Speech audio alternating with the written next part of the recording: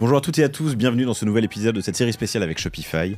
On aborde dans cet épisode un point précis, c'est qu'une fois qu'on est passé à Shopify POS et au commerce unifié, qu'est-ce qu'on peut faire? Alors avec mon invité Stéphanie Chanterelle, on va vous donner quelques exemples et quelques sujets de réflexion pour avancer sur des solutions actionnables. Allez, on plonge dans le sujet. Salut Stéphanie. Bonjour Laurent. Est-ce que tu peux te présenter en 2 mots? Donc Stéphanie, ça fait 3 ans que je suis chez Shopify en tant que Merchant Success Manager.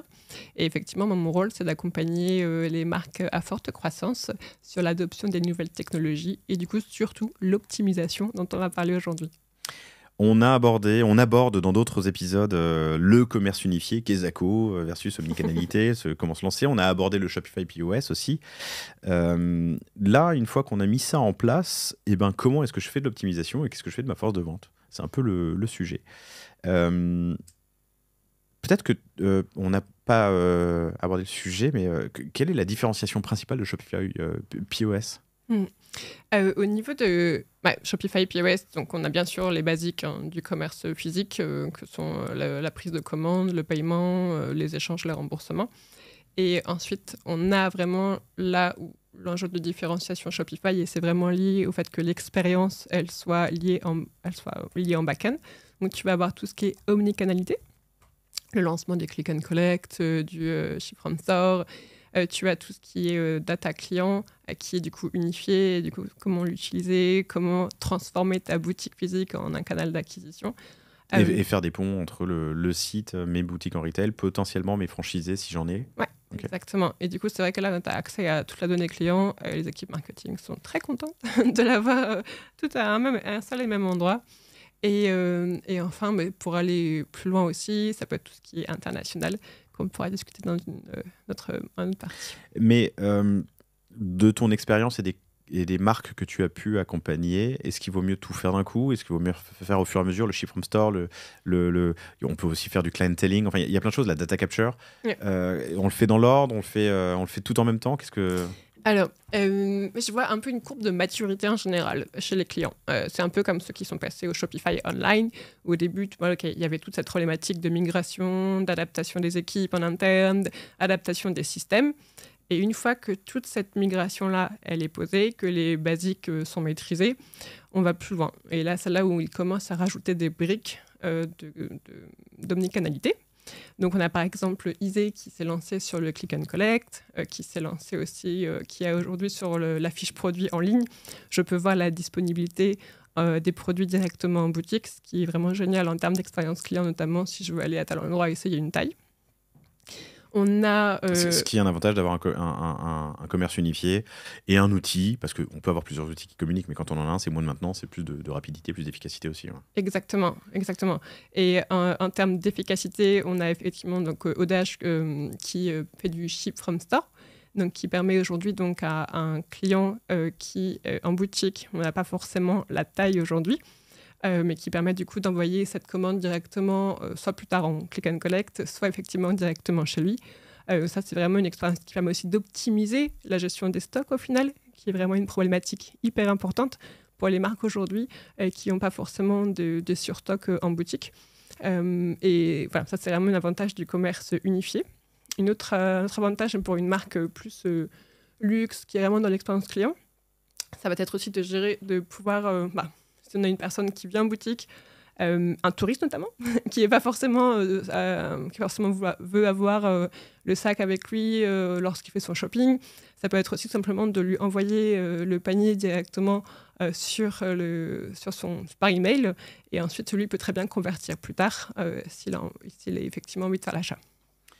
Lui envoyer son panier par email pour qu'il puisse faire l'achat plus tard.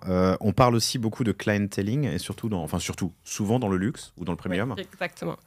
Ça, c'est vraiment des gros projets de CRM ou de clienteling que j'ai pu discuter aussi avec des marques. Tu peux me dire ce que c'est le clienteling? Oui, le clienteling, c'est, si je peux le dire avec mes mots, c'est de permettre aux vendeurs de devenir un peu le personnel shopper du client et d'avoir vraiment cette relation-là aussi avec leurs clients. Parce que c'est vrai qu'aujourd'hui, un commerce en physique, c'est aussi un endroit social. c'est aussi un endroit où on aime aller, où on aime discuter avec la vendeuse. Et ça permet du coup d'avoir un peu ce canal de communication, de leur donner en fait du pouvoir et de pouvoir du coup générer en plus, bien sûr, des ventes supplémentaires par la fidélité. Tu as des exemples de marques qui ont fait ça et comment ça s'est passé justement d'utiliser la donnée client pour faire plus de clienteling sur la marque et les produits? En termes de clienteling, on a Isée qui sont effectivement très forts sur cette partie-là. La partie CRM, bon, en tant que cliente, déjà, je ne suis pas objective, mais c'est vrai que je suis toujours très impressionnée. Mais ça peut être par exemple... Mais du coup, l'identification du client se fait comment? Au niveau de la capture de la donnée client. Donc tout simplement, je suis en caisse, je peux très bien remplir effectivement des informations clients. Ça peut être tout simplement la date de naissance. Ça peut être ta localisation, parce qu'ensuite, si tu donnes ton adresse, et si la boutique fait un événement un peu VIP, bah, tu peux être par exemple invité à cette adresse-là. Ça peut être aussi au niveau... Voilà. Je pense aussi que simplement le vendeur ou la vendeuse peut demander est-ce que vous êtes déjà client ou cliente chez nous, est-ce que je peux avoir votre nom, c'est ça, et du coup je peux avoir un historique d'achat et des données. Okay. Tu sais que tu peux même avoir la wishlist de ce que j'ai commandé, enfin de ce que j'ai fait en ligne en tout cas, directement sur l'application POS. Si j'ai fait ma wishlist avant de venir en boutique, donc j'ai scrollé forcément le site web. D'ailleurs, le vendeur en boutique peut très bien voir quel produit j'ai ajouté à ma wishlist, ce qui peut peut-être lui permettre directement en boutique de lui proposer ces produits-là pour du cross-sell. Ok, hyper intéressant. La data capture se fait en caisse aussi ou sur l'app oui, POS, okay, directement. Bah, après, ça dépend si tu as un smartphone en boutique, par exemple.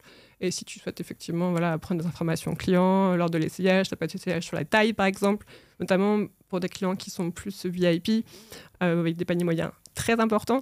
Ce sont plein d'informations qui sont essentielles à capturer sur les avis des clients, les préférences des couleurs, bref, beaucoup d'informations qui permettent d'ailleurs de faire des retargeting beaucoup plus précis. Est-ce que là, tu as des bonnes pratiques peut-être à partager des clients que tu accompagnes, des marques que tu accompagnes, sur la manière dont ils font de la data capture? Parce qu'on n'a pas toujours envie de donner des infos quand on passe en caisse. Est-ce que, je ne sais pas, il y a des réductions, de la newsletter, ce genre de choses? Oui, ce que j'aime bien voir en boutique, en tant qu'expérience aussi personnelle, c'est aussi le QR code, tout simplement, l'intégration à un membership, par exemple, l'intégration à une communauté. Je pense que ça passe très bien au niveau des clients. Donc, n'hésitez pas à le communiquer. Si vous avez un membership, il n'a pas que intérêt à être online. Il peut être aussi en physique et être communiqué directement en point de vente. Et après, c'est au niveau aussi de l'expérience client. Peut-être que ça joue un peu, mais le fait de pouvoir tourner en fait la tablette et que le client lui-même remplisse ces informations-là. Parfois, peut-être que tu te sens un peu plus en confiance sur la donnée client à fournir. Et ça évite aussi les erreurs de frappe, si je peux dire, sur des prénoms. Voilà. Très bien. Si on va un peu plus loin dans l'adoption du produit et la maturité client, tu parlais d'international en intro? Oui, c'est ça. Et c'est aussi beaucoup de... L'international, c'est vraiment un facteur de croissance très important sur les marques, en tout cas, que j'accompagne aujourd'hui. On va me demander, OK, aujourd'hui, on a Shopify POS en France. Demain, je souhaite ouvrir une boutique en Belgique. Je souhaite ouvrir une boutique à Londres ou même à Tokyo, à New York. Est-ce que c'est possible avec Shopify POS? Et la réponse est oui, puisque Shopify est une marque globale. Et on a effectivement Shopify POS dans beaucoup de pays aujourd'hui. Et ça a été notamment un facteur hyper décisif pour une marque de luxe qui vendait aussi à la fois en Europe, en Asie et bien sûr aux États-Unis, d'avoir ce choix d'un acteur qui est global. Et il voulait absolument éviter d'avoir des systèmes qui ne communiquent pas entre eux, pour avoir toujours cette vision unifiée. Parce qu'elle n'est pas notamment... seulement au niveau des canaux, mais elle est aussi au niveau global, au niveau des pays. Au niveau des globales, donc on n'a qu'un seul interlocuteur, Shopify, pour gérer ses stocks et ses points de vente, ce qui évite d'avoir effectivement plusieurs systèmes qui sont différents et qu'on doit faire communiquer ensemble, ce qui n'est pas toujours évident. Exactement. Quand il y a des mises à jour, on rajoute de la dette technique dans ce genre de cas. Donc, une fois qu'on est un peu en place, pensez l'optimisation. Est-ce que vous pouvez faire en plus avec les systèmes? Tu me l'as dit, une fois qu'on maîtrise les basiques, on peut se lancer. Il y a de l'omnicanalité, il y a l'expérience en boutique, la data capture, le clienteling, transformer les vendeurs en personal shoppers et plus tard l'international, le cas échéant. Exactement, tout simplement penser l'expérience client en boutique, que ce soit toujours le premier driver dans chaque décision. Formidable. Stéphanie, merci. Merci à toi.